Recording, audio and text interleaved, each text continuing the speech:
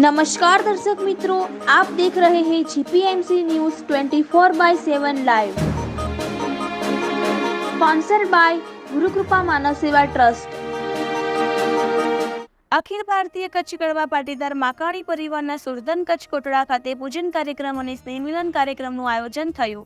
કચ્છનું નૂતન વર્ષ અષાઢી બીજ આજ રોજ દેશ વિદેશમાં વસતા તમામ કચ્છી પાટીદારો અષાઢી બીજના દિવસે નવીન વર્ષની ઉજવણી કરતા હોય છે। તે સાથે સાથે સમગ્ર ભારતમાં વસતા તેમજ વિદેશમાં વસતા માકાણી પરિવાર આજ રોજ કચ્છ કોટડા ખાતે પહોંચી જ્યાં વડીલો તેમજ સુલતાન બગુદા દાદા અને સતીમા દ્વારા અગાઉ ગાયોના બારે ચડી જે શહાદત વોરી છે તેને નમન કરી પૂર્વજોને યાદ કરી આજે પ્રસાદ ચડાવી કુંવારિકાઓનું પૂજન કરી સ્થાનકથી મંદિર સુધી ભવ્ય કળશ યાત્રા સાથે સમિયાણામાં સભા ભરાઈ છે જેમાં દાદાના સેવક શ્રી અશ્વિન દાદા અને માકાણી પરિવારના હોદ્દેદારો દ્વારા સભા થાય છે જેમાં આજરોજ નવીન રાખેલ મકાનમાં વાસ્તુ પૂજન પણ કરેલ છે। આજના પ્રસંગે મંત્રી શ્રી ચુનીભાઈ દ્વારા સમગ્ર વર્ષ દરમિયાનની કામગીરીનો રિપોર્ટ આપવામાં આવેલ હતો જ્યારે જયંતિભાઈ માકાણી દ્વારા જય બજરંગીનો નારો લગાવીને બધાને ઉત્સાહિત બનાવી દીધેલ હતા।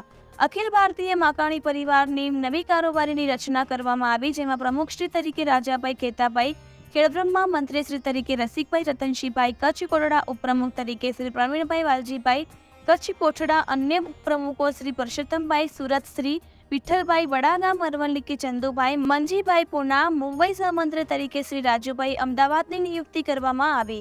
આ પ્રસંગે 2006 થી સતત 19 વર્ષ મંત્રી તરીકે સેવા કરનાર શ્રી ચુનીભાઈનું સન્માન કરવામાં આવેલ હતું તેમજ પૂર્વ પ્રમુખશ્રી તેમજ કારોબારી સભ્યનું પણ સન્માન કરેલ હતું। જીઓશ્રીએ ખૂબ જ પ્રયત્ન કરી દાદાના સ્થાનક નજીક નવીન મકાન ખરીદી કરી હતી જેનું આજે ગળો મૂકી પૂજન કરેલ હતું। દર વર્ષ કરતા આ ચાલુ વર્ષે ખૂબ જ ભાવિકો ઉપસ્થિત રહી કચ્છનું નૂતન વર્ષ તેમજ દાદાના સ્થાનકે દર્શન કરી આનંદિત થયેલ હતા। દર વર્ષની માફક તમામ ગ્રામજનો સાથે ખૂબ જ મોટી સંખ્યામાં સૌ ભાવિક ભક્તોએ ભોજન પ્રસાદ લીધો હતો અને નવીન કારોબારીને સર્વે સન્માન કરેલ હતું। રિપોર્ટર દિનેશભાઈ પી પટેલ, 4 તાલુકા મંત્રી શ્રી, જીપીએમસી ન્યૂઝ 24/7 લાઈવ।